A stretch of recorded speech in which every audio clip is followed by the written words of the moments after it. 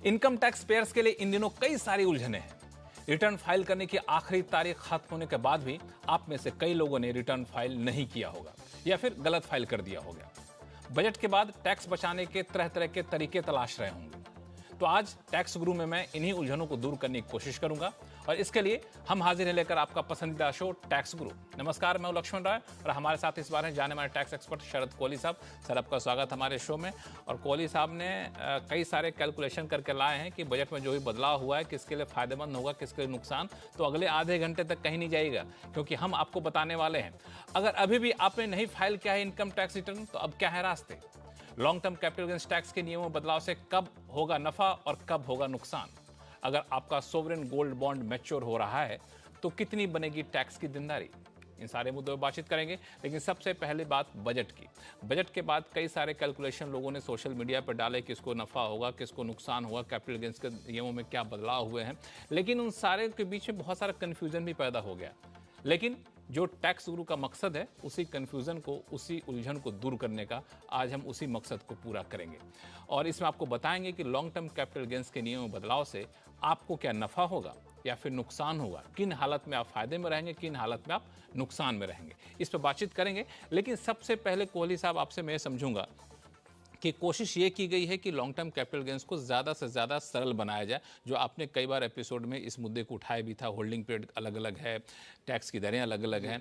तो सबसे पहले ये बताइए कि इसको सरल बनाने के लिए होल्डिंग पीरियड में किस तरह का बदलाव किया गया। देखिए लक्ष्मण, पहले तो मुझे खुशी है इस बात की कि आप ही के चैनल पर कई दफ़े हमने ये चर्चा करी कि कैपिटल गेन को सिंप्लीफाई करना चाहिए और वो हो गया। तो ये एक तरह से जो मुहिम आपने चलाई वो काफ़ी हद तक सफल रही। ज़्यादा जो चेंजेस देखने को मिले हैं, जहाँ पर 36 महीने 24 महीने के पीरियड्स थे, उनको रीअलाइन किया गया है। और 3-4 जगह मेन जो चेंजेस हुए हैं वो मैं जिक्र करना चाहूँगा यहाँ पर। जो डेट फंड्स हैं और जो रीट और इन्विट हैं, जिसको हम रियल एस्टेट फंड्स कहते हैं या रियल एस्टेट इन्वेस्टमेंट ट्रस्ट, जो नए प्रोडक्ट्स आए थे। और चौथा लक्ष्मण, गोल्ड। इन चीज़ों के जो होल्डिंग पीरियड में बदलाव किया गया, जहाँ भी 36 महीने का था उसको 24 महीने कर दिया गया। जैसे गोल्ड, आप मानेंगे कि गोल्ड हम जिक्र करते कि 3 साल तक आपको होल्ड करना पड़ता था, अब वो 2 साल में लॉन्ग टर्म बन जाएगा। तो मैं समझता हूँ टैक्स पेयर्स के लिए फ़ायदे की बात है, क्योंकि जब हम लॉन्ग टर्म कैपिटल गेन की बात करते हैं तो हम कम टैक्स की बात करते हैं। क्योंकि उदाहरण के तौर पर मैं अगर गोल्ड की बात करूँ, अगर गोल्ड आप शॉर्ट टर्म बेचते हैं तो आपका जो स्लैब रेट है उस पर टैक्स लगता है, परंतु अगर ये लॉन्ग टर्म कैपिटल गेन्स में जा रहा है तो आप उस स्पेशल रेट का बेनिफिट ले सकते हैं। तो इसलिए इन 4 आइटम्स में जो लिस्टेड सिक्योरिटीज़ हैं और डेट म्यूचुअल फंड भी अगर लिस्टेड है तो वो भी 12 महीने कर दिया गया। तो मोटा मोटा अगर हम समझें, जो चीज़ स्टॉक एक्सचेंज में लिस्टेड है, जिसकी आप ट्रेडिंग कर सकते हैं, वो अब 12 महीने है। बाकी के एसेट्स जो हैं वो अब 24 महीने हैं। तो 36 महीने वाला जो किस्सा था लक्ष्मण, 3 साल वाला, वो खत्म। बिल्कुल, इसको और थोड़ा सा बिल्कुल आपके जो आप सुनना चाहते हैं उसको और सरल भाषा में कहें तो इक्विटी शेयर जो है लिस्टेड है, उस पर पहले 12 महीने था, लॉन्ग टर्म में 12 महीने था, वो अब 12 महीने ही, उसमें कोई बदलाव नहीं किया गया। इक्विटी शेयर जो अनलिस्टेड है उसमें भी कोई बदलाव नहीं किया गया, उसमें 24 महीने का होल्डिंग पीरियड है। डेट म्यूचुअल फंड जो लिस्टेड है उसमें भी कोई बदलाव नहीं किया गया है। डेट म्यूचुअल फंड जो अनलिस्टेड था वहाँ पे पहले 36 महीने का यानी 3 साल का होल्डिंग पीरियड था, उसे घटा करके 24 महीने यानी 2 साल का कर दिया गया है। रीट या इन्वेस्टमेंट ट्रस्ट जो लिस्टेड है उसमें 36 महीने का होल्डिंग पीरियड था, उसे घटा करके 12 महीने कर दिया गया है, यानी 3 साल से घटाकर सीधा 1 साल कर दिया गया है। और रीट इन्वेस्टमेंट ट्रस्ट जो अनलिस्टेड था उसमें 2 साल पहले भी था, अभी भी 2 साल है। और जो दूसरे अनलिस्टेड सिक्योरिटीज़ थे वो भी 3 साल का था, अब वो 2 साल कर दिया गया है। और गोल्ड, जैसा कि कोहली साहब ने बताया, वो भी 3 साल का था, उसको भी 24 महीने यानी 2 साल कर दिया गया है। तो बहुत हद तक कोशिश की गई कि इस कन्फ्यूज़न को दूर किया जाए, सरल से सरल बनाया जाए। कोहली साहब, अब जो सबसे ज़्यादा मुद्दा उठा है कि इसमें इंडेक्सेशन का बेनिफिट हटा दिया गया है, टैक्स की दरें बढ़ा दी गई हैं, तो अब वहाँ पे लोग तलाश रहे हैं कि किस में हमें फ़ायदा होगा, किस में नुकसान होगा। तो मैं 2 हिस्से में इसको बांटना चाहता हूँ। एक जो शेयर है उस पर क्या असर पड़ेगा और दूसरा हिस्सा होगा कि रियल एस्टेट पे क्या असर पड़ेगा। शुरुआत अगर शेयर से करें आप, तो शेयर में किन किन हालात में फ़ायदा होगा और किन किन हालात में नुकसान होगा, उदाहरण के जरिए अगर समझा सके तो।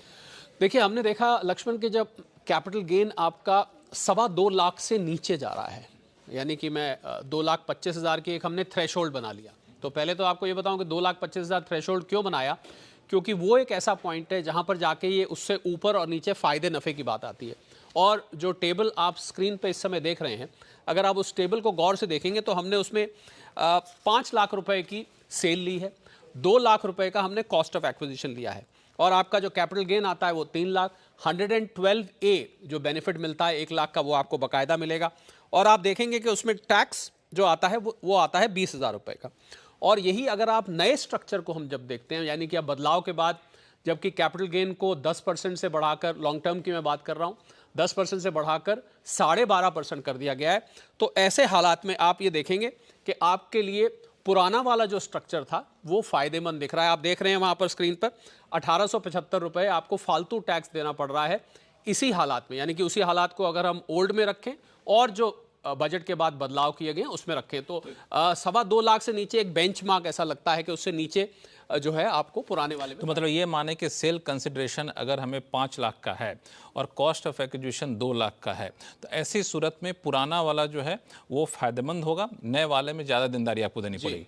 तो क्या ऐसा भी कुछ है कि दोनों हमारे लिए बराबर बने, ना फायदा हो नुकसान? बिल्कुल। जो आप अगर दूसरी टेबल देखें लक्ष्मण, जो कि स्क्रीन पे इस समय दिख रही है, उस टेबल पे आप देखेंगे कि एक ऐसा बेंचमार्क है, यानी कि 2.25 लाख रुपए अगर आपका लॉन्ग टर्म कैपिटल गेन आता है तो वो एक ऐसा पॉइंट है जिसको हम क्रॉसओवर पॉइंट कहते हैं, जहां से ये नए और पुराने में फर्क दिखना शुरू हो जाता है। तो 2.25 लाख रुपए अगर किसी का कैपिटल गेन आ रहा है तो वहां पर आपको जीरो का मतलब यह है कि नए में लीजिए, आप नए स्ट्रक्चर के हिसाब से लीजिए, यानी कि 12.5% से लीजिए या 10% से लीजिए। इस उदाहरण में वो आपको एक न्यूट्रल पॉइंट दिखाई देता है, क्योंकि आप देखेंगे 5 लाख में से हमारी कॉस्ट ऑफ एक्विजिशन अगर 2,75,000 है तो हमें 2.25 लाख रुपए का गेन होता है उस 2,75,000 का। और 2,75,000 में हमने जब 112A का बेनिफिट घटाया 1 लाख रुपए का, तो 1,25,000 जी। और नए में ये 112 में हम ये ना भूलें लक्ष्मण के खाली टैक्स रेट में चेंज नहीं किया गया है, 112 में जो बेनिफिट है उसको भी 1 लाख से बढ़ाकर 1,25,000 कर। तो वहां वो टैक्स बढ़ा लेकिन बेनिफिट, हाँ जी, उसकी वजह से आप देखिए कि वो न्यूट्रलाइजिंग इफेक्ट आता है और ये 2.25 लाख रुपए एक न्यूट्रल पॉइंट जाके बन जाता है। क्या कोई ऐसा भी पॉइंट है कि जिसके मतलब इसके बाद अगर हम जाएं तो नए वाले में हमें ज्यादा नया वाला ज्यादा फायदेमंद होगा? बिल्कुल। आप देखिए, अब आगे बढ़ते हैं। अगर आपका सेल कंसिडरेशन, जैसा कि आप टेबल देख रहे होंगे स्क्रीन पे, अगर वो 4 लाख है और वो 4 लाख है और आपकी कॉस्ट ऑफ एक्विजिशन 2 लाख है, तो आपको फायदा हुआ 2 लाख का। उसमें से 100 मैं पुराने की बात कर रहा हूं, उसमें से आपने 1 लाख 112 घटाया, आपका जो कैपिटल गेन है वो 1 लाख आ गया। उस 1 लाख पे टैक्स सीधा 10,000 रुपए आ जाता है। इसी को जब हम नए स्ट्रक्चर में जाके देखते हैं तो नए स्ट्रक्चर में आप देखेंगे कि आपका जो टोटल अमाउंट है वो नीचे 9,375 रुपए आपको टैक्स नजर आएगा, यानी कि आपको उल्टा नए वाले में फायदा दिखना शुरू हो जाएगा। तो ये रही बात, सारी बात आपने की वो इक्विटी को लेकर के, लेकिन सबसे ज्यादा कंफ्यूजन है वो आपको रियल एस्टेट को लेकर। और इसी तरह से उदाहरण के जरिए आप समझा सके रियल एस्टेट को लेकर।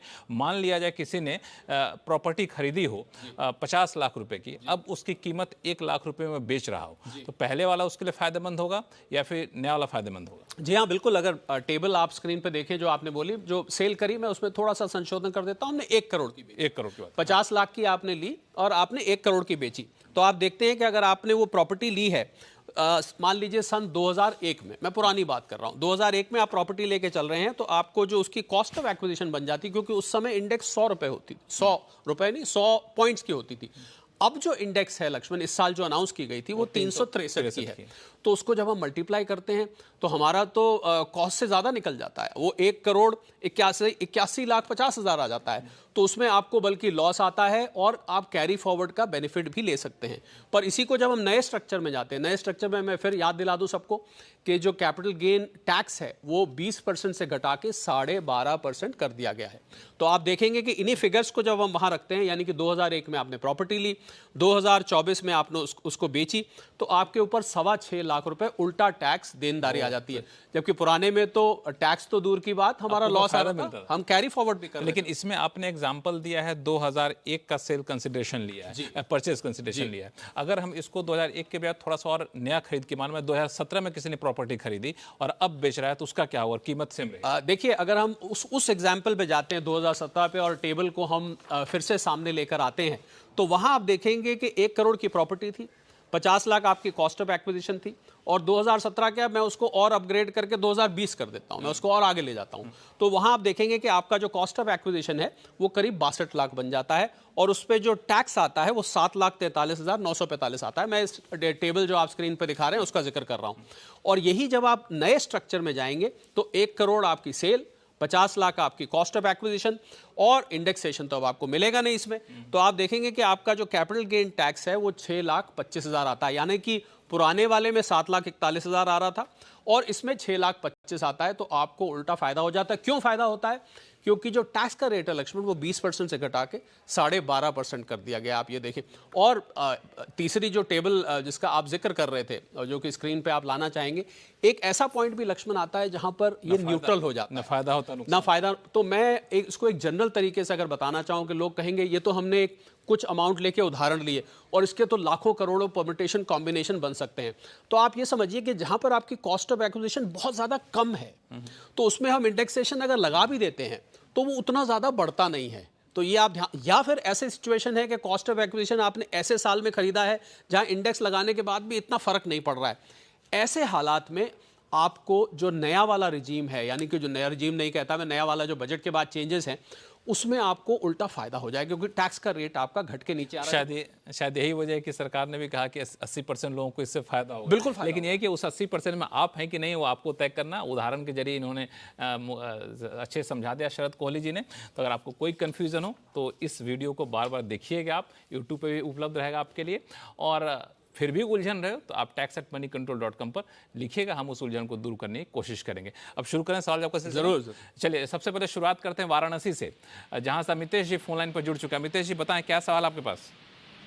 जी मेरा सवाल है एलटीसीजी को लेकर। अगर प्रॉपर्टी की सेल हो गई है 23 जुलाई से पहले लेकिन रजिस्ट्री नहीं हुई है, तो अगले साल का जो आईटीआर फाइल करेंगे 24-25 का, उसमें इंडेक्सेशन का फायदा मिलेगा कि नहीं? देखिए इसमें हम रजिस्ट्री की डेट मानेंगे, हालांकि आपने डील पहले कर दी थी। और लक्ष्मण इस बार बजट में हैरानी की बात ये रही कि कुछ ऐसे चेंजेस थे जो तुरंत लागू हो गए। नॉर्मली हम 1 अप्रैल की बात करते हैं या अगले साल से बात करते हैं, पर इनका मेरे ख्याल सवाल वहीं से निकल के आ रहा है। जी हाँ, तो जिस डेट को आप रजिस्ट्रेशन करा रहे हैं उस डेट को आप मान्य लेंगे, यानी कि अगर मैं इसको दूसरे तरीके से कहूँ तो जो नए वाले बजट के प्रावधान हैं उनको आप रेफर कर सकते हैं। जिस डेट को आपने एग्रीमेंट टू सेल किया था या जिस डेट को आपने डील फाइनल की थी वो डेट को नहीं, हम इसमें रजिस्ट्री की डेट को मान के चले। तो ये रजिस्ट्री के डेट, अच्छा रजिस्ट्री के डेट को माना जाए या फिर अकाउंट में पैसा है उस डेट को माना जाए? बहुत सारी सुप्रीम कोर्ट की, हाई कोर्ट की रूलिंग्स हैं लक्ष्मण इस सिलसिले में। खासकर जब आप बिल्डर फ्लैट लेते हैं तो कोई कहता है, कोई रूलिंग कहती है पोजेशन के टाइम होगा, कोई कहती है रजिस्ट्री के टाइम होगा, कोई कहता है जब अलॉटमेंट हुआ तब होगा। पर इनके केस में हम रजिस्ट्रेशन की डेट को ही लेंगे, क्योंकि ये दो लोगों के बीच का एग्रीमेंट है और जब तक रजिस्ट्री नहीं हुई तब तक माना नहीं जाएगा। और आपका जो सवाल था कि पैसा जब आया तो पैसा तो बयाना आता है शुरू में, आपका पूरा पैसा तो रजिस्ट्रेशन के टाइम ही आता है। अब इस बात को तो 10% के करीब बयाना दिया जाता है, एडवांस जिसको कहते हैं। तो इसलिए मैं इनको यही सलाह दूंगा कि आप रजिस्ट्रेशन की डेट को ही मान्य करके चलिए। चलिए, तो ये सारी बातें रहीं। एलटीसीजी में बदलाव के बाद आपके ऊपर क्या असर पड़ने वाला है उसको लेकर के कई सारे सवाल और भी इस पर चर्चा करेंगे, लेकिन फिलहाल वक्त है छोटे से ब्रेक का। ब्रेक के बाद बताएंगे अगर आपने अभी भी नहीं फाइल किया है इनकम टैक्स रिटर्न तो अब क्या है रास्ते, बताएंगे छोटे से ब्रेक के बाद।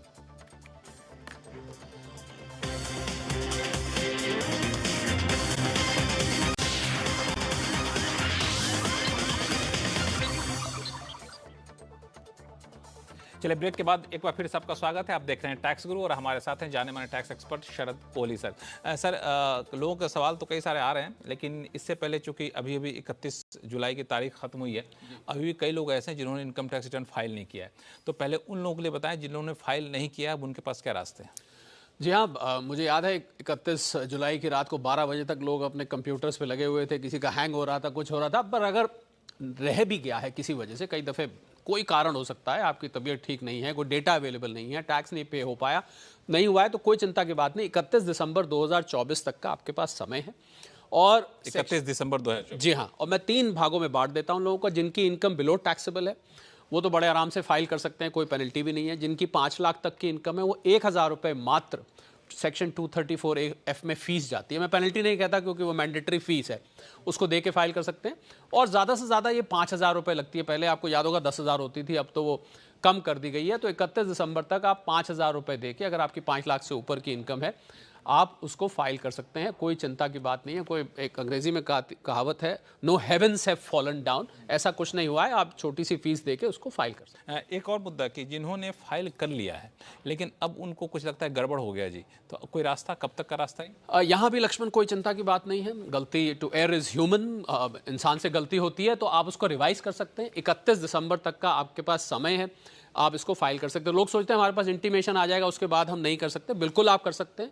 31 दिसंबर 2024 तक किसी भी रिवाइज रिटर्न फाइल, जी हाँ, त्रुटि का आप सुधार कर सकते उसमें कोई आपको पेनल्टी और हैं। कोई पेनल्टी फीस देने की जरूरत नहीं। एक और चीज़ कि जिन लोगों ने रिटर्न फाइल कर लिया है उनको एक्नॉलेजमेंट भी वापस अपलोड करना पड़ता है। जी हाँ, 30 दिन के अंदर आपको, जो हम कई तरीके अक्सर बताते रहते हैं, बहुत ज़रूरी है। ये ना सोचिए कि रिटर्न फाइल कर दिया तो अब आप आराम से बैठ गए। 30 दिन के अंदर या तो उस वी फॉर्म को आप बैंगलोर पोस्ट करें, नहीं तो आप अपने आधार OTP के माध्यम से, हम कई दफ़े बता चुके हैं, ऑनलाइन बैंकिंग के जरिए आप इसको वेरीफाई जरूर करें। अगर वेरीफाई नहीं करते तो रिटर्न इनवैलिडेट मानी जाए। लेकिन इन सब के बीच एक बात का बिल्कुल ख्याल रखिएगा, क्योंकि अब आपने 31 जुलाई तक रिटर्न फाइल नहीं किया है तो आप चाह करके भी आप पुराने टैक्स रिजीम में नहीं जा सकते हैं, क्योंकि बाय डिफॉल्ट आपका न्यू टैक्स रिजीम आपके तहत भरा आ चुका है। अब आपको उसी के तहत रिटर्न फाइल करना होगा। क्यों, सही कह रहा हूँ? बिल्कुल ठीक कहा आपने। आप रिवाइज करने में रिजीम चेंज ना करें, बाकी कोई त्रुटि हुई है तो उसको आप सुधार कर सकते हैं। तो ये रही सारी बात। अब चलते हैं सीधे हैदराबाद, जहां से जोगेश्वर राव जी हमारे साथ फोन लाइन पर जुड़ चुके हैं। जोगेश्वर जी नमस्कार। नमस्कार लक्ष्मण साहब, आपका बाकी रिपोर्टिंग भी मैं देखते रहता हूँ।